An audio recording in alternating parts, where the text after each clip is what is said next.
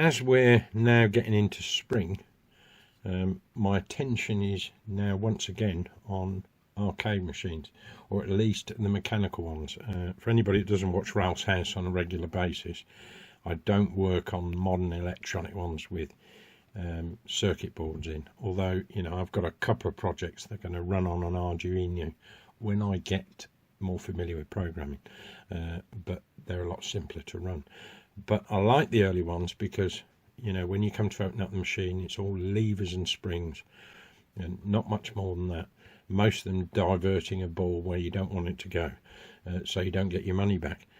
That's true of the Orwins, which I always think is a ridiculous title, because to describe it as an Orwin, it's at the most you'll just get your coin back, so you can't really win. You'll put far more in than you'll get out, but that's the ingenuity of arcade machines, isn't it? But I've got one of these. This is called an Asahi coin mechanism. Now, I've not tried one of these before. I have a couple of electronic ones that rely on 12 volt. They don't draw a lot, but obviously you need a machine that's got a 12 volt supply all the time. So I thought, well, let's try a completely mechanical one. And I've spent about 30 minutes on this trying to figure it out. But basically what happens, you see that there, when you put your coin in, which goes in this slot here, it will drop down and sit between that pin and the other pin, which is just hidden down there. So if I just put a 10p coin in, because and I'm holding this pivot point so that it will sit there, and it's sitting between those two little brass rods, which then tips it down this way behind, and there's a little magnet in there. If it's ferrous, it will stick to it and it won't go any further. If it's non-ferrous, then it will pass through. But let's lift it up so you can see it, and it should go out the left hand side, which it does. If it was a reject, it's coming out that slot there. If it was a reject, it will come out through here. It ends up in this sort of plastic hopper, and it's diverted there. So for instance, just hold this up camera so you can see it. If I put a penny in, see, it's come straight out. It's come out through this slot here. Same with 20p, just dumps it. A 2p, well, this would stick in the machine, quite honestly. In instances like that where you've got an oversized coin, you make sure that your coin slot at the front of the machine won't even accept a coin bigger than, in this instance, 10p. That's the easiest way to filter those out. You do that at a very early stage, so it won't take a 2p. But I've taken the magnet out of this, and I'll explain why. Here's two 10p coins, right? Here's a neodymium magnet. In fact, it's the one that was in the machine. Sticks, right? Another 10p. Is it an older one? Might be an older one. Doesn't stick. So I don't know how that works in the vending world. That's presumably why they stopped using mechanical ones. But there's a difference in the metal for sure. The modern ones are ferrous. The old ones aren't. Obviously there's bigger 10p's than that. There's the really old ones, but you don't see those much now.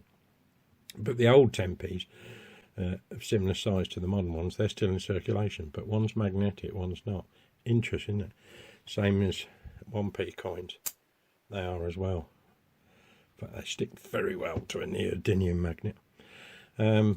So in this instance, I removed the magnet because it was filtering in a way that's just not going to work for me, is it?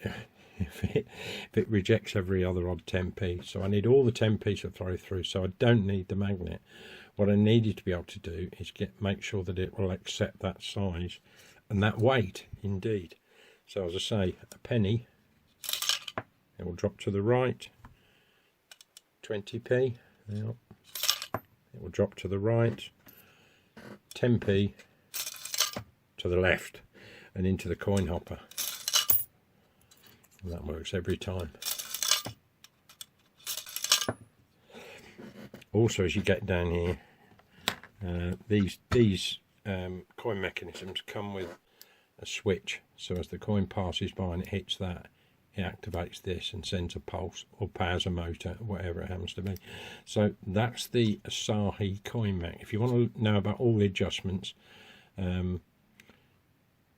look for Asahi, that's ASAHI coin Acceptor, and there's at least one guy that talks you through the whole thing. So principally you've got that one to adjust, you've got this one to adjust, and this here I found for a 10p I had to slide it right to its limit. I may have adjusted something else, I think it may have been on the back. I can't remember now. This thing at the top, see this lever here, when the arcade guy comes along and opens up the machine, if you've got a coin jammed in it, which is unlikely the way I've set it up, you can press that and it will free it. Maybe it's a fake 10p plastic one or a token, something like that. It would probably stick in the machine then, and do that, and then it'll just go straight out into the reject bin.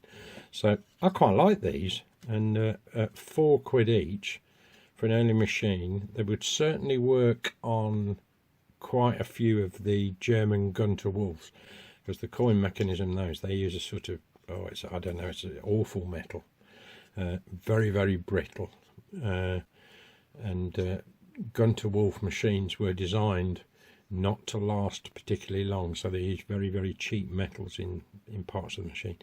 That makes them much more difficult to work on, because you can't bend anything. If you bend it, it'll snap straight away. Very brittle. So if you've got a Gunter Wolf, this would work quite well, as long as you lined up your coin hopper with this slot here on the left, and then your reject coin hopper lined up with that one, or just drop into the bottom machine, whichever happens. There you go, that's the Asahi coin mechanism. Someone somewhere is going to thank me for this. Ingenuity. Will they accept a 20p coin? No, not as they are. The one that I set up for 10p's, I put that back in this box. This is the second one. As I mentioned before, this cam acts like, well, it's like a coin collector. You see there's a pin there and there's a pin there. Can you see that? And that width denotes what size coin it'll accept. Now, out of the box, it'll basically accept a 10p coin, I found. But with just a little bit of ingenuity, and this is what I've done. There's a little E-clip that holds this cam on there. You'll need to very carefully prise that off. Don't lose it. I've actually taped mine to the back. But if I very gently remove this, I'll show you what I've done. Right. I've put 2 standoffs on the pin. They're a little long. I will cut these down, and a box of these. Standoffs are really useful things to have. The times I've used this box. But what that does then, let's set that aside a minute, is by putting those sleeves over, it then holds a 20p coin, because it shouldn't slide through that gap. That's the point. I'll move it a bit more in frame so you can see. So what I shall do, let's just take that off a minute. It's only just grip held on there. So I'd need to cut it down to that height. You see, the same height as the pin, but the principle still works. So if I can just get it to just bite on there, yeah, that'll work. Right. So now that will hold a 20p coin. So if we put this back in, I'll be careful to do it so I don't dislodge those sleeves. As I say, I think if this works, I'll put JB Weld on it. But now if you put a 20p coin in, check again.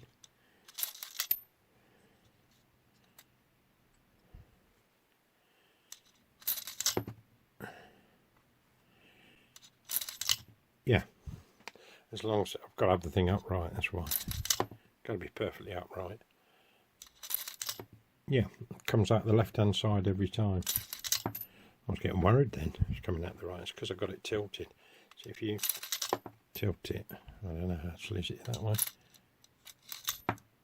yeah, it'll go to the right. But if it's perfectly level, as the coin acceptor should be, it'll take a 20p. Now obviously the slot on the outside of the machine should not accept anything bigger than a 20p, right? So then beneath that you've got a 5p and you've got a penny. Well, they're going to be smaller than the gap between those two pins, and therefore will come out of the reject. So if you want a quick mod so it'll accept a 20p coin, something like a standoff would do it. But like I say, you'll need to cut them down, because what I did think about doing was actually, which would have been a bit drastic, was making a new hole and moving the pin. But I thought, a bit risky, because if I damage this, you know, I've got to make a whole new, well, I can make one on a 3D printer, I suppose, but I'd rather not. So standoffs will work. I can't remember what these came out of, but they're not, they're just threaded inserts basically. But I put them in my standoff box, which goes with all these brass ones, you know, where you want to stand a board off a case, something like that. They're great little things, standoffs. I'll say I've used them many times for different things. But if you wanted to accept a 20p, that's how to do it. And it would also keep the balance, because you're using the same weight on each pin. Do you see what I mean? It's really this little brass weight here that denotes whether the weight of the coin is accepted or not. But I have tried this. 5p's and pennies just go straight out of the reject slot. 20p's will go out the correct slot and into the coin hopper. So if you've got an Asahi and you need to take a slightly smaller coin than a 10p, I've never tried a threepenny bit through this. They're quite thick, aren't they, threepenny bits? And I don't know why you want to use them. You'd have to keep a stack of them, wouldn't you? Whereas a good chance somebody may have a 20p in their pocket. They're easy to get, aren't they? So yeah, it will accept a 20p coin. So my thinking is I will probably replace the coin mechanism in my bingo let, because it's a little touch and go at the best of times and it's getting a bit old. And I don't think the coin mech's going to make much difference, if any, to the value of the machine whatsoever. Although I will keep the old one in the bottom of the machine for anybody else who wants it in the future. But there you go. If you want to convert an Asahi coin mech to accept smaller coins than a 10p, that's one way you could do it. Sleeve them. You'll have to experiment and find out what size sleeve will it only wants to just catch the coin. That's all it is, just to stop it dropping between that gap. If it will do that, then it will pivot and then it will deposit it in the right part of the coin mechanism.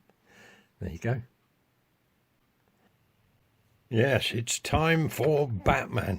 And why am I talking about this? There's a few reasons. I love this model. It wasn't cheap. It was about 70 quid. But worth it, I think. You know what I mean? Right, so why am I talking about Batman? Well, when I was a kid, and it would have been about it would have been the first time it was broadcast in the UK. And I lived in Nuneaton. I'd have been quite little. I don't know, I'm guessing 5 or 6, something like that. Maybe 7. And we didn't have a television. In fact, we didn't, as a family. We originally lived in Nuneaton, then moved to Coventry in about 1968, 69. And we didn't have a television until I think it was about 1970. A lot of families didn't. They were expensive things. But when we lived in Nuneaton, we had a neighbour opposite called Beryl Cloves. And she had a TV set. Not only did she have a TV set, she had a colour set, which was a rare thing. You've got to have money to have a colour set. And it was the first time ever I saw the 1960s Batman TV series. Now, as a child, I was enthralled by it. And for many years, it was not available on VHS or even DVD. In fact, you could get just about every 1960s series apart from Batman. And even Adam West, who played Batman, was beginning to think it would never ever be released, and he brought out a DVD of his own called Adam West Naked, and he talks for about an hour and a half. Very entertaining if you can get hold of that disc. I'm glad no one's posted it on YouTube, because I think whatever money earned from that should go to Adam and his family, and rightly so. And Adam very kindly, because he died a few years ago, sent my son and I a DVD. Well, we paid for it, but he signed it for us as well, you know, which we prize very much. But as I've got older and I came back to watch the series, it was for a long time available as a bootleg and not the best quality.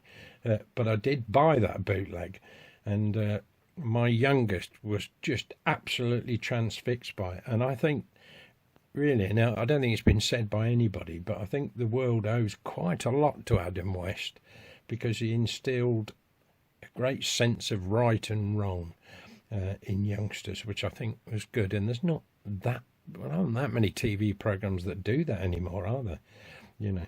And anyway, I bought this, but I also subscribed to the Fan Home series of magazines, you know, like the Agostini ones, and you can build a model or whatever. I totted it up, and over 24 months, and it's a 1/8 scale Batmobile. I mean, it is huge, but it works out to about £1,700. That's a lot of money for a Batmobile. It's a big thing there. But I thought, well, spread over 24 months, whatever. And I said to my son, I haven't decided whether actually I will build it or whether I will just keep everything still in all its packets, because I think in the longer term it's going to be quite an investment. So that's what I decided to do with that. Now, I do have the DVD set of Batman, and my son and I really enjoyed them. We often come back to them. They're just so funny. And I remember when my father was still alive, I came round one day and I said, Dad, I think you really ought to see this. And it's the scene with Adam West from the 1966 movie. Incidentally, the movie came out after the series. Originally, the movie was there to promote the series, but it came out afterwards.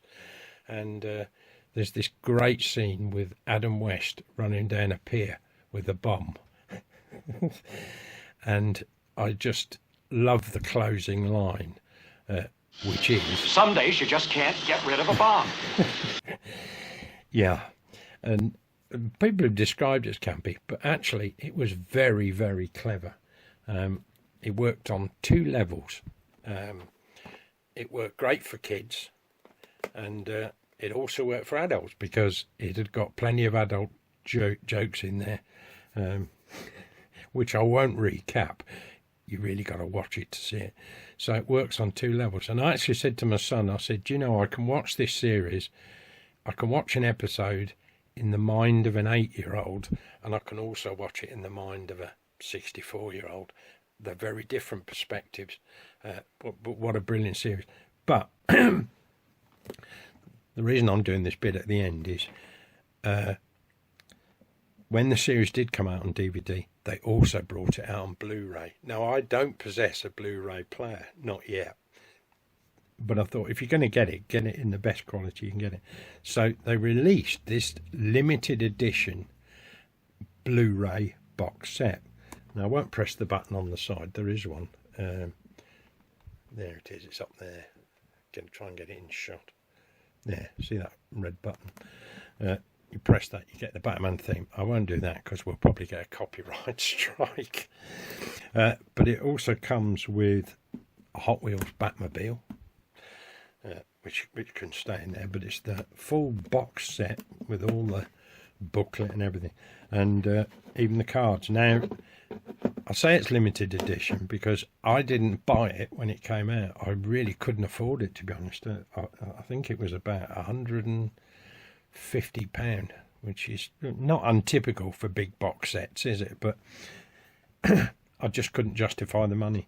But I was looking through eBay this week, and this box set came up for £59. I thought, why hasn't somebody snapped that up? That's a bargain of £59. And I said to myself, I can't afford this, but I'm not going to miss this chance again. So I've got the whole Blu-ray set. So I said to my son, what we'll do is one evening we'll set up, because I don't have TV, I don't watch live TV at home, but I do have a big TV set which we use occasionally for DVDs. I said, and when we get a quiet evening, we'll put them on and we'll watch them on Blu-ray. We both enjoy them as much as each other. Fabulous thing. And of course, it means in the longer term, you know, he'll inherit all this, and he'll have a bit of value as well as something that he can remember of his dad. But yeah, I think the world owed Adam West an awful lot. And if you haven't seen this series in some years, I highly recommend you try and catch the odd episode. Frank Gorshin is the Riddler, manic laugh, wonderful actor, and a great entertainer in his own right. Cesar Romero as the Joker, the best Joker probably of all time. Jack Nicholson, very good, but of course the later Batman movies were dark. They were dark in nature. Batman and Robin, the original 60s ones, he was the White Knight, you know. And occasionally when we get things go wrong in life, I'll say to my son, I'll tell you what we'll do. And he'll say, what? I'll say, we'll call Batman. Because to be honest, he'd have sorted out anything, wouldn't he? Yeah, so I just thought I'd finish on a bit of a high note this week while I've been talking about coin mechanisms. And if you'd ever see this Blu-ray box set come up, buy it. And the reason I say that is because second hand, they now go for around £300. I've seen them more than that. So if you ever see it at a bargain price somewhere, because if there's any stocks left, you definitely want to grab one, because although they've issued quite a lot of them, they're not making them anymore. So if you find them in the shop, it's going to be old stock, or you're going to have to buy it second hand, whatever. But I think I did quite well for this, for 59. Very pleased with it.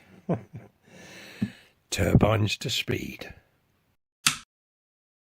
Oh, and don't forget to subscribe.